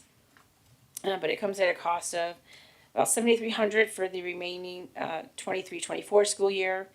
That's $20,925 for the 24-25, $32,716.25 for the 25-26, $37,691 for 26-27, $31,691 for 27-28, and of course those dollars could vary based on our enrollment of those years, but that's what we're anticipating of those costs. And of course, those will be looked at through the budget process as well. We talked about prom. As you know, they always have a post-prom for the prom that's coming up. It'll be at Timber Ridge. Again, we make sure that the contract has out for us, just in case anything were to happen. We did also talk about, the Finance Committee asked about the venues. We've kind of talked about prom and having a variance of venues for the students to look at, so they're not always going to the same place. So they are considering that. Miss Cacciatore, is meeting with other schools, other organizations to hear venues at their vetting. Of course, keeping in mind that we have our venues need to host a certain amount of students, and we try to keep it a certain price point as well. But they are looking at that. If you might recall that we had a migration system with our Skyward, with our business and HR department. That was to happen next year. In conversations with Mr. Kozak, Mrs. Belciotis, and Dr. Lamping, that will be rescheduled to the 2025, knowing that, kind of as you heard Dr. Mendoza, some of our staff is misplaced. They're not in a permanent home. We also have the preschoolers coming in, the EEC project. There's a lot going on. They really want to focus their attention there, and this migration of Skyward will not be an easy undertaking as well. There is no additional cost for us to push it out a year, and there's no harm in doing so. So we definitely supported their decision in doing that. High school sound system. You might recall there was a request from the high school for the finance to help vet and maybe consider an upgrade to the system. Finance has met with, again, Mr. Kozak and with Miss Christine Kenyon, and what that should look like, what we should be requesting, and what that might need. So in the December finance meeting, we should have some projected prices, and we look forward to sharing those with you. You'll see, and I'll go over those when we get to the agenda for the regular board meeting. You'll see some bid rejections, and then Dr. Kimmons will go over the 2023 levy and truth taxation hearing date. And then, of course, there were some informational items that you'll see, but I am going to rely back on to Dr. Kimmons. I did want her to review, because there's no specific notes regarding her going to the Village of Round Lake and the TIF Joint Review Board meeting. If you would, Dr. Kimmons. Absolutely. So during the Tri-Conference, I had an opportunity to come back Friday morning and have a seat at the table representing our district at the Joint Review Annual Meeting. It's a meeting that happens every year with all of the taxing bodies within the Village of Round Lake. The information that was responded to was the TIF fund activity in fiscal year end 2023, the property tax increment for the TIF district that was received by the Village of Round Lake, totaled $137,324. Also, the fund generated $1,333 in interest income, bringing their total revenues for the fiscal year to $138,657. They've also had some expenditures regarding reviewing their downtown streetscape plan, and consulting services would come out of those funds. I didn't have all the numbers. I know you did. And anything to add? No. That concludes finance. Thank you for that. Any questions for the finance team? Thank you again. All right, next up, let's do some approvals. Open meeting minutes. We need motion to approve the November 6, 2023 regular board meeting minutes. So moved. Second. Motion by Ms. Lee, seconded by Ms. Klingler. Roll call, please. Mr. DeVere? Yes. Mrs. McGinley? Yes. Mr. Jewett? Yes. Mrs. Larson? Yes. Mr. Francisco? Yes. Miss Lee? Yes. Mrs. Klingler? Yes. Motion carries. We need a motion to approve the consent agenda for the following items. The accounts payable report for $1,842,279.18. The previous motions report for $178,823.70. The October 2023 Treasurer's Report, the October 2023 P-Card Report, November 27th, 2023 Employment Report. So moved. Second. Motion by Mr. Jewett, seconded by Ms. Klingler. On that, did we have a comment on that one? Sorry, I wanted to bring forward, I brought to Mr. Francisco's attention on the employment report. So I would like to call up Dr. Lamping. I don't know if the board, in reviewing the employment report, there's an opportunity we had with our Grow Your Own and an employee that has attained a new position on there. Yes, we had an opportunity this summer. We had an open mechanics position for a number of years that we had problems filling because of the salary requirements. So we had a safety person that was in safety that had a mechanics background, a white vehicle mechanics background, not a bus background, that had been interested and showed interest by applying. And so, talking with the union and talking with Dr. Mendoza, we offered an apprenticeship this summer.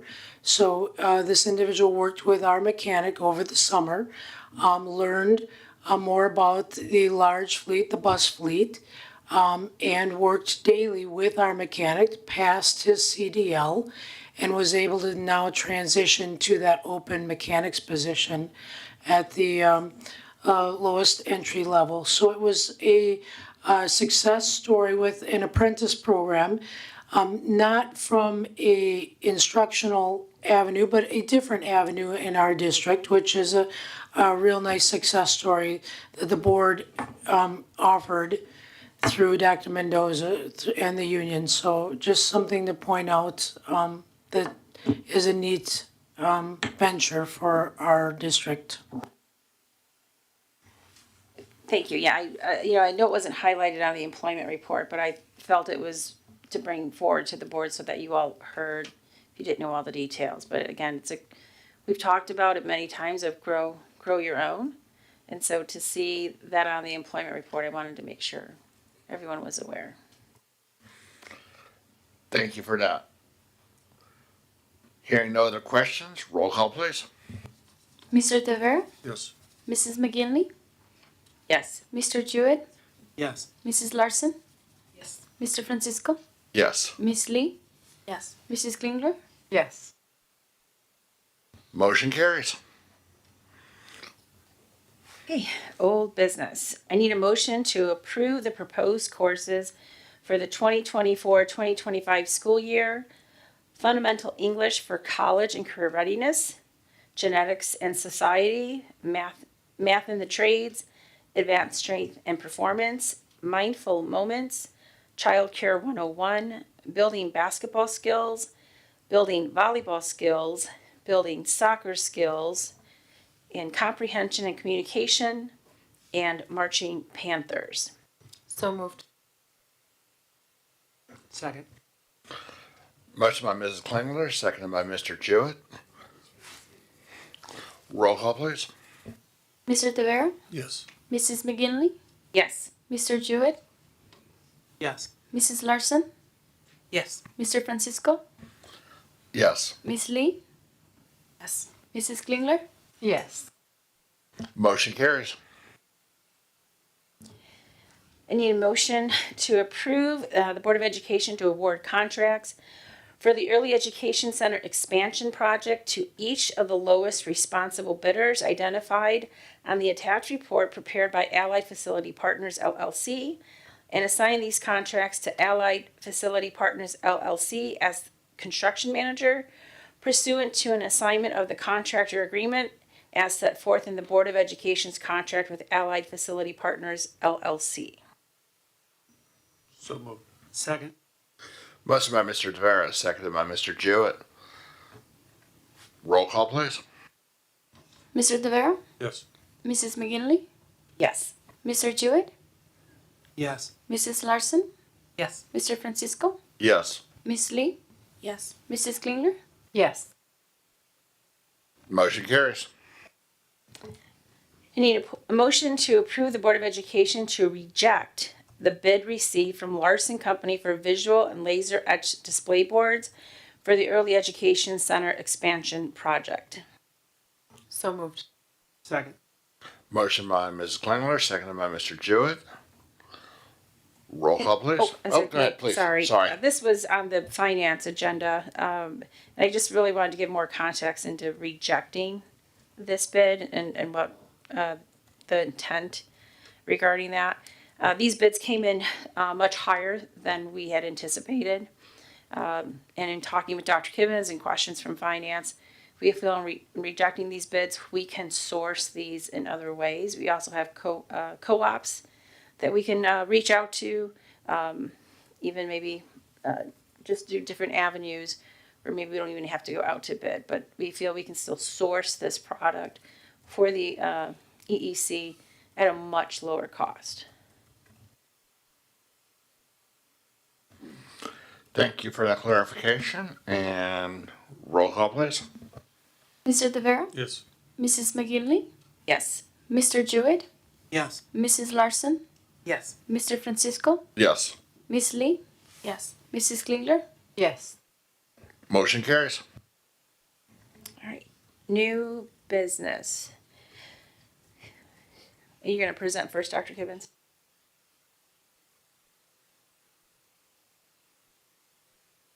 I was say I'm about to start a fire in a trash can.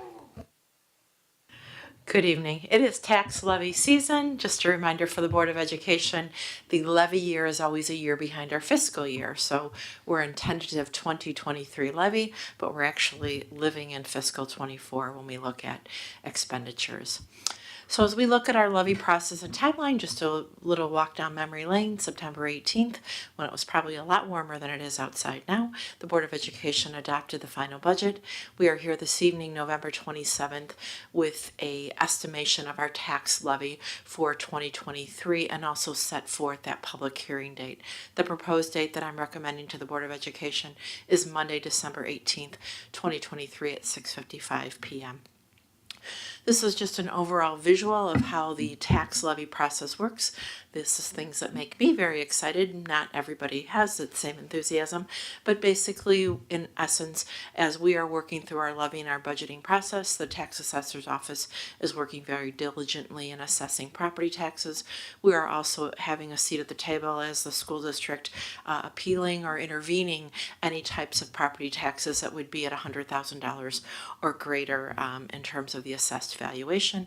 We all kind of come together after our levy is approved, and we're looking at funding for next year, and the assessor's office is working on how to fund that through the domains that are within the community. As we look at a 10-year history with Consumer Price Index, CPI, it's very telling on the right-hand side, which is trend data over the past 10 years, really looking at 2014 to the current. You'll see those shorter stacks reflecting how low CPI was in these past couple of years. We've seen an increase, and this really provides that evidence, that justification on why we would want to move forward with a higher tax on the assessment of the property tax being over 5%, because when you look at that aggregate, in a sense, we would almost be leaving money on the table moving forward over the long term. As we look at the Illinois Property Tax Code, it states very clearly that in order for us to estimate our taxes, we must at least 20 days in advance of the adoption of the levy publish in a newspaper of general circulation. We here in Round Lake use the Lake County News Sun as our local newspaper for publication. In terms of our estimated tax levy, the overall estimated number that we are looking at is $31,276,569. And that is 5.10 proposed increase over last year's levy number that is here. Just also wanted to bring to the attention of the board that we are required with the CEDAW IMRF levy that's there. That bond rate has reduced this year by about $10,000. In the past, it was closer to $26,000. This year, it's in the $10,000 range, which means they're reducing their debt, paying off that, which is always a good thing to see as well. Just wanted to bring to the board as well as the community's attention, this is the second year of our property tax relief grant. We had applied for that and was very grateful for the award of that. Since the time of all this, the property tax relief grant for next year has opened up, and Round Lake has submitted an application. So wanted to bring that to the attention of the board, and certainly once we hear the results, either way, we will report that out. This is the overall numbers of how we received the estimated number of our tax levy for 2023, all of the funds that are listed there, as well as the CEDAW IMRF levy is listed there in that fine print.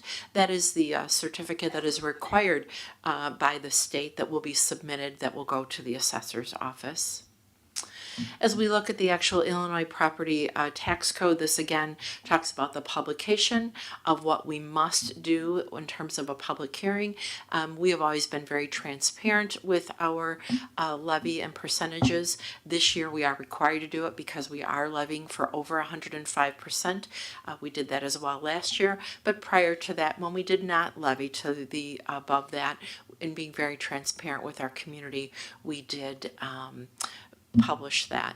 This is what the Lake County New Sun public hearing notice pending Board of Education approval this evening will go out, indicating anybody that might have any question or would like to provide testimony that they may contact myself.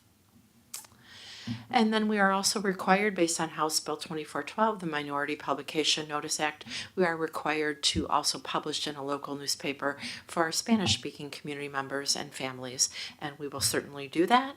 The publication will be listed in Pro Football newspaper, and that is something that is available online as well as Facebook, Twitter, and LinkedIn. They are based out of Gurnee, Illinois. As we look at our tax levy, just something to bring to your attention, parcel count is another fun thing that I look at in my office.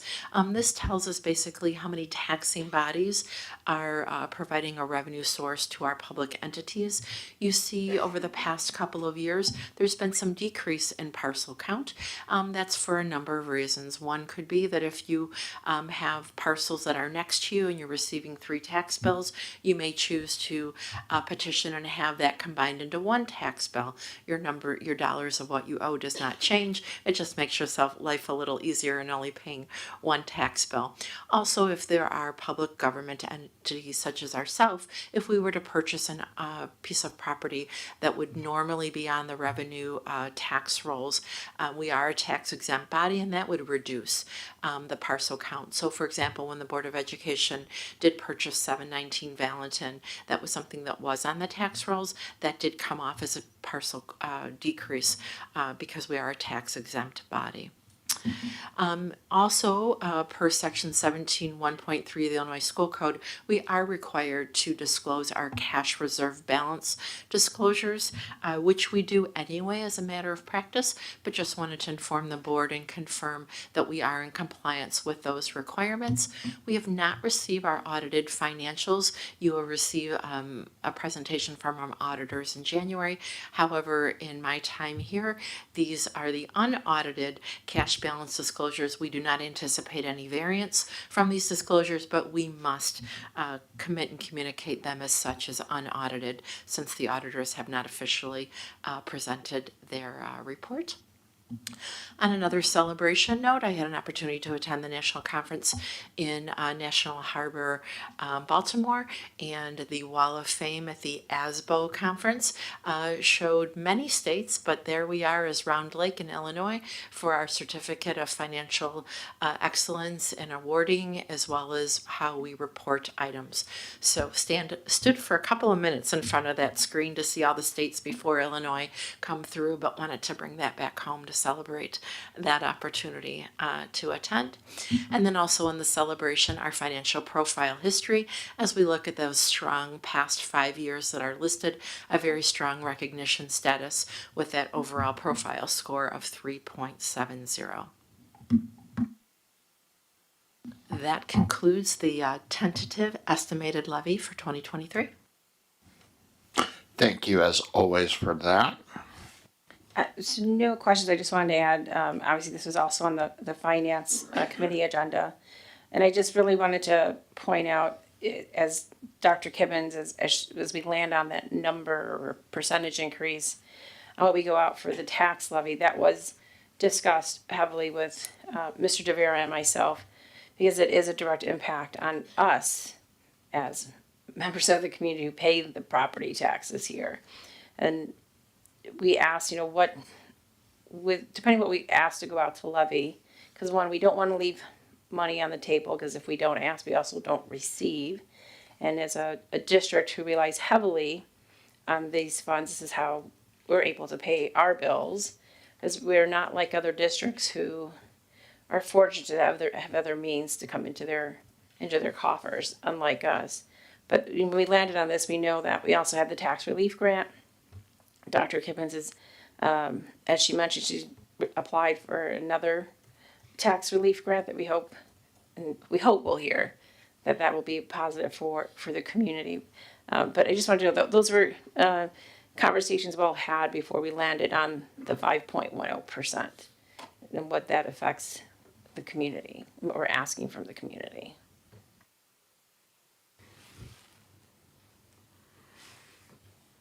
Any additional questions in regards to it?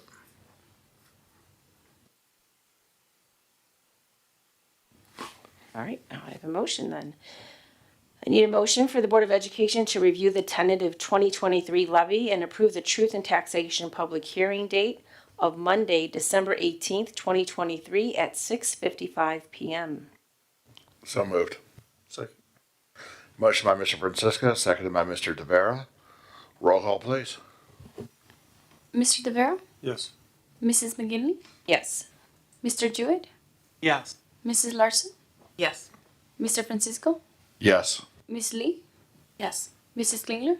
Yes. Motion carries.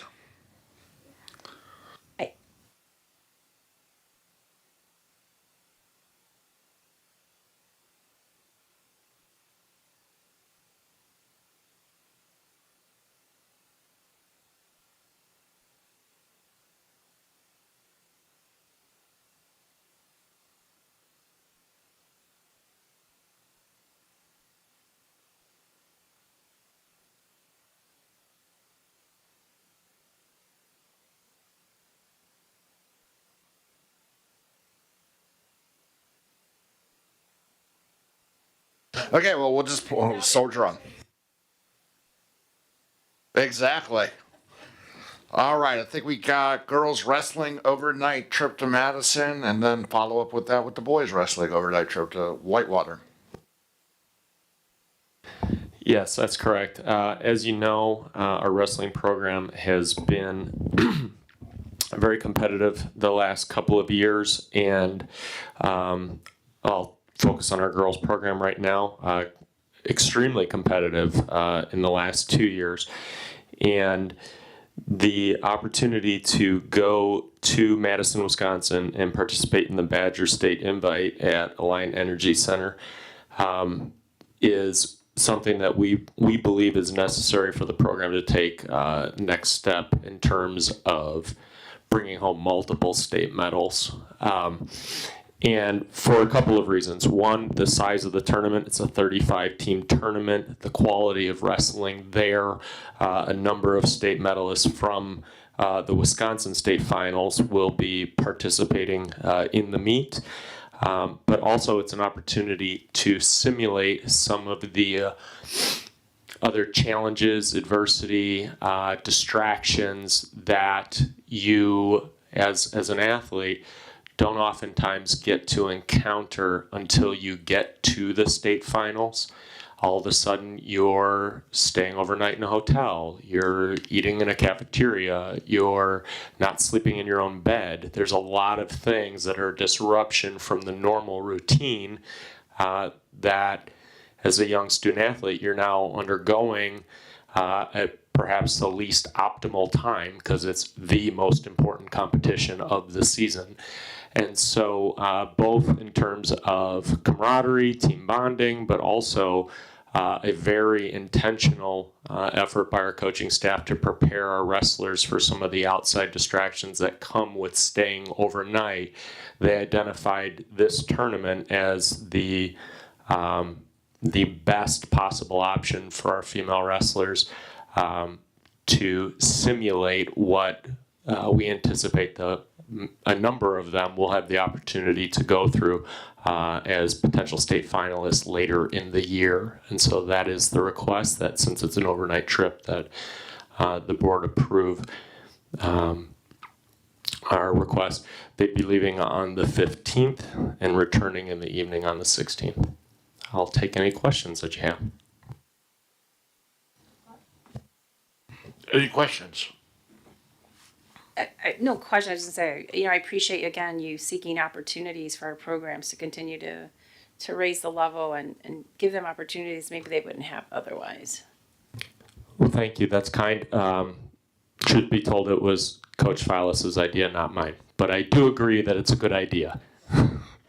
I used to do it when I was a track coach at Mundelein High School. All right, hearing no additional questions in regards to the girls. I need a motion to approve the overnight trip for the girls wrestling to Madison, Wisconsin on December 15, 2023 through December 16th, 2023 at a cost of $600. So, second. Motion by Ms. Klingler, seconded by Mr. Francisco. Roll call, please. Mr. De Vera? Yes. Mrs. McGinley? Yes. Mr. Jewett? Yeah. Mrs. Larson? Yes. Mr. Francisco? Yes. Miss Lee? Yes. Mrs. Klingler? Yes. Motion carries. Do I go to the next one? All right. So our boys program has been participating in the Mid-States Wrestling Classic hosted by Wisconsin Whitewater for the last couple of years, the last 2 years to be specific. And it's a 40-plus team field. And each of the last 2 years we have, as a team, placed in the top half. So we're very competitive there. Last year we did have a couple of placers. So that's, again, exciting. But we still feel like, to a certain extent, we've underachieved as a program the last couple of years. We've been very, very successful. We think we have the potential to be significantly better than that. And for the same reasons that we're requesting the girls stay over in Madison, we're requesting that the boys stay over in Whitewater. And again, the last 2 years we drove. That one's a 2-day, and we've drove home and back out there in between, which takes its own toll on the kids. But also, I think, misses an opportunity to prepare them for those outside distractions that they'll have to endure in the state finals. So I want to apologize. In the agenda, it's not a typo because the competition is the 29th and the 30th, but the request, we'd actually be leaving the afternoon, evening of the 28th. So that would be a 2-night stay over. In the body of the request, in board docs, it's correct, but I thought it was a little confusing in the title. So I just wanted to clarify that. Are there any questions about the boys' request to stay overnight the night of the 28th and 29th of December at the Mid-States Wrestling Invitational at Wisconsin Whitewater University? It's not necessarily a question, it's more of just a reclarification.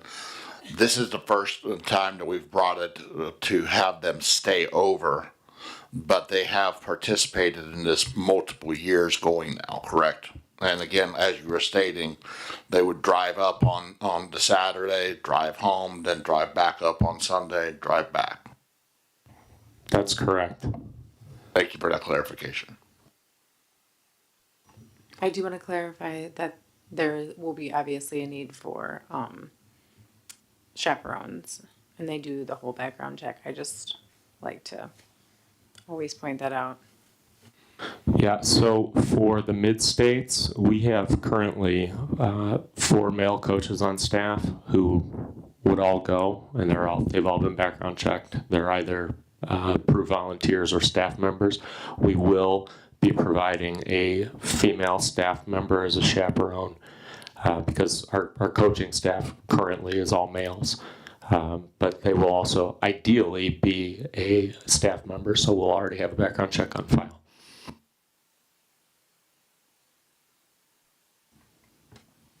Hearing no additional questions, roll call, please. I didn't make a motion.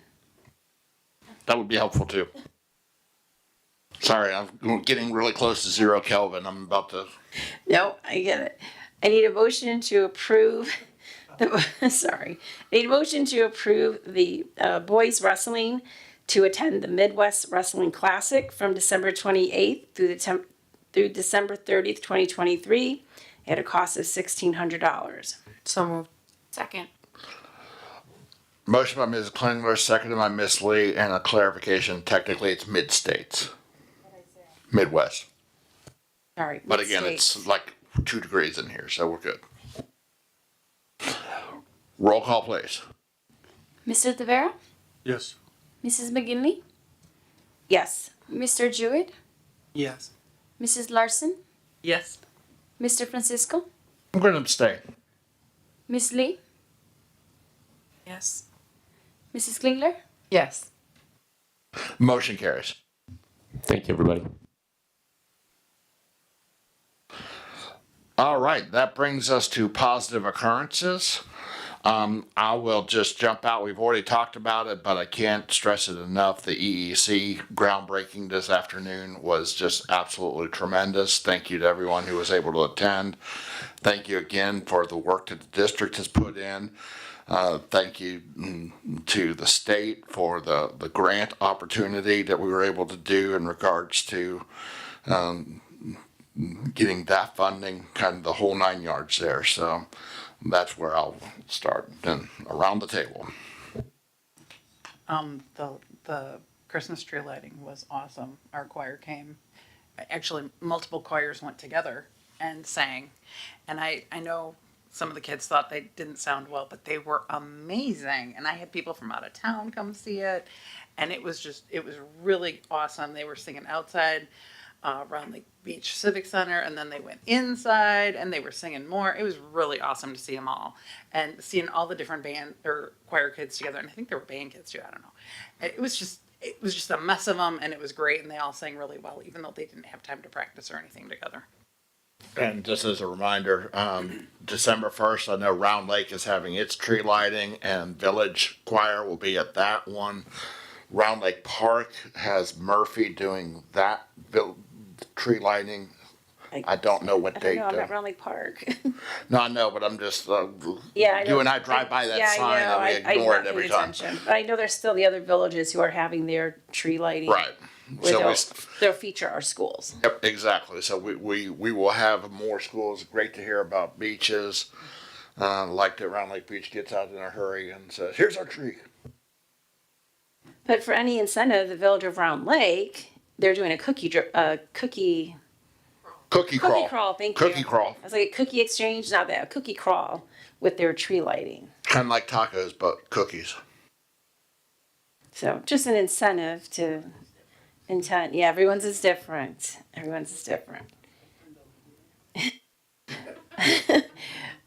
just want to add for positive occurrences that, I know Dr. Mendoza mentioned in his report, but we attended the Tri-I. It's a very positive occurrence that we all attend to continue to be good at what we do when we sit here. So I just want to recognize everyone who attends. And I'll piggyback off that just to thank everybody again, just like Annette said. But also remember to go ahead and start packaging together your summaries. Get them to Yanira if you can, because probably I'd say that let's do it for the first meeting in January. Let's have our recaps at that point. Give everybody some time to put them together with the holidays coming up, and considering we only have 2 more meetings. Is that not a good time, Scott? No. Oh, okay. Just have one brief. There's I guess you would call it a winter mini gala gathering at the tech campus involving many of the foundations in the county, the big ones, Schreiber, Gorder. There'll be some other ones there. And we were called by Sherry Richardson to have some of our jazz band students play background music. So that's great. I mean, Chrissy Cacciatore, I guess they're going to be playing with a professional musician there, and it's more background music, but just thought it was kind of cool. Out of all the districts in the county, they called us. So, Would that be happening this Thursday? yes. Okay. Are you going to be there? Oh, I will now because my stinker boo didn't tell me what it was about, but apparently he's playing in it. So Yeah, so I have to, with all transparency, I'm not sure what the invite list is. So I'm not sure I can just show up. So it's awesome. We have really talented kids. But I think, yeah, I think you probably could, Peg. I'll double check for you. that's So okay. but it'd be great for you to see it. I just love my teenage son who's just like, I gotta go do this thing on Thursday. I think if my calendar's correct, it goes from like 4 to 7 or something. It's the same one then, yes. It's a thing. Yeah, it's pretty cool. Say it again. It's this Thursday. Yeah. I'm just notifying you as a celebration that our kids got selected to So can be you part of check to this. see if we can even attend? Yeah, before- I'll double check. Before we all just start showing up? Yeah, I'll double check. I'm not sure. Yeah. I'm not even sure I'm invited, so I'll double check. McFly. If you're not invited, I don't know if we're invited. Since you mentioned the jazz band, I did want to point out, the positive occurrence with the Tri-I. I noticed they used Mundelein High School. They featured a jazz band. I don't know if anybody noticed on the Friday with the sessions, they feature a high school band. I'm thinking, wait, why isn't Round Lake there? I always want to feature our school, so I don't know if there's a way to check. Like, are they gonna do that next year? And why can't our band do it? It'd be a great experience for our students to see what we do as board members and get an opportunity to perform at another venue. Isn't Mr. Francisco kind of up in the senior leadership of the IAS, the Illinois Association of School Boards? Lake Division. So you have, Yeah, you now have some I can pull give you a maybe. little bit of background. This was the first time that they actually started bringing them in, which is great. Nobody ever asked anybody on Lake Division for anybody to enter, but yeah, I can poke around a So little what bit division too. do we need? That's a great question because Mundelein should have come through Lake Division. So Why I'm asking. yeah, I mean, I can definitely poke around, but also Dr. Mendoza and Ms. Cacciatore as well. Those would be, to your point, those are the events that we would love to be able to get the exposure at. In addition, for the musicians as well, just to be able to play in that kind of an environment, it takes a winter spectacular to that next level. Just a thought. Any additional positive occurrences around the table? Going once, going twice. All right, hearing none, we will move to future agenda items.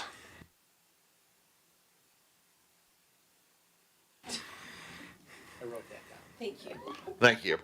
All right, hearing none on that, then I will take a motion being in closed session for the purposes of discussing the following: employment matters, 5 ILCS 120/2C1, real estate matters, 5 ILCS 120/2C5, and closed meeting minutes, section 2.06.5 ILCS 120/2C21. So moved. Second. Motion by Mr. Jewett, seconded by Mr. Tavera. Roll call, please. Mr. Tavera? Yep. Mrs. McGinley? Yes. Mr. Jewett? Yes. Mrs. Larson? Yes. Mr. Francisco? Yes. Miss Lee? Yes. Mrs. Klingler? Yes. All right, motion carries. We will reconvene in closed. We will come out of closed for an open for one more approval afterwards. So online, we'll see you again after closed. Everyone else, have a great evening.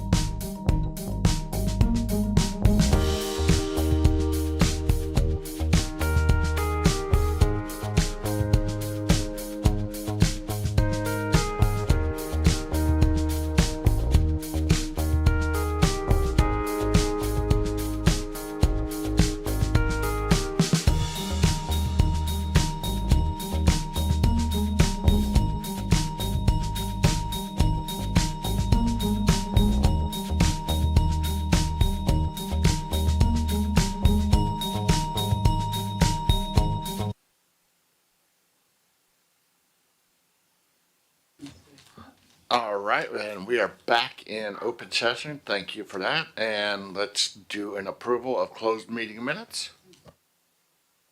I need a motion to approve the closed session meeting minutes of November 6, 2023, regular board meeting. So moved. Second. Motion by Ms. Lee, seconded by Ms. Klingler. Roll call, please. Mr. Rivera? Yes. Mrs. McGinley? Yes. Mr. Jewett? Yes. Mrs. Larson? Yes. Mr. Francisco? Yes. Miss Lee? Yes. Mrs. Klinger? Yes. Motion carries, and that will bring us to adjournment. We are adjourned at 9:46 p.m. on the 27th. Thank you, everyone, and we will see you next week for our next regular meeting.